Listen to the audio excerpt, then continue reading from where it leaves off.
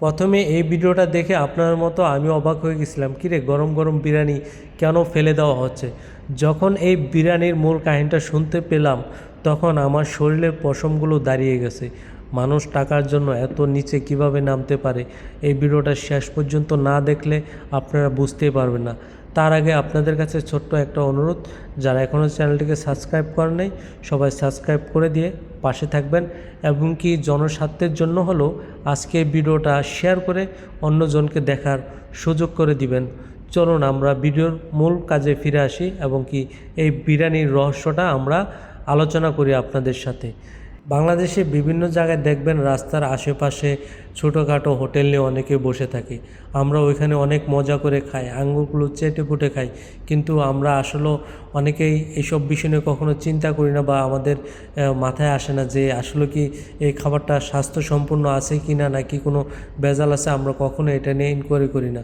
চলুন আমরা বিরিয়ানির কথাগুলো আগে শেয়ার করি আপনাদের সাথে।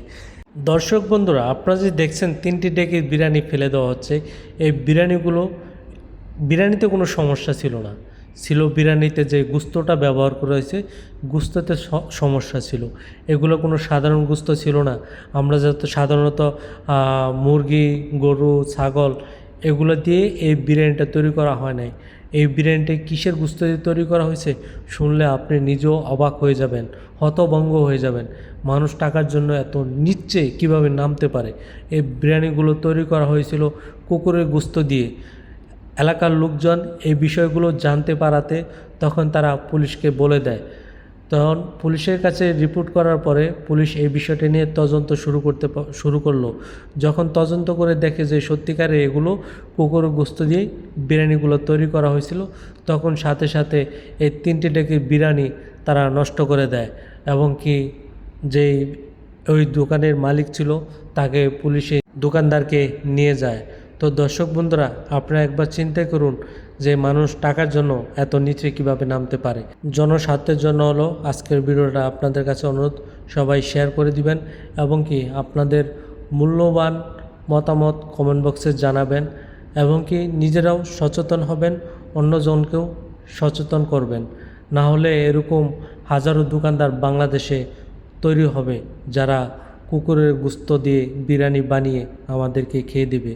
আরেকটি কথা দর্শক বন্ধুরা, আমরা রাস্তার আশেপাশে যে হোটেলগুলো আছে সেখানে বসে আমরা অনেক মজা করে খাই, কিন্তু আমরা কখনো এগুলো চিন্তা করি না যে আসলে এই খাদ্যটা যে তৈরি করা হয়েছে কতটুক মানসম্পন্ন এবং কি আমরা এই বিষয় নিয়ে কখনো চিন্তা করি না।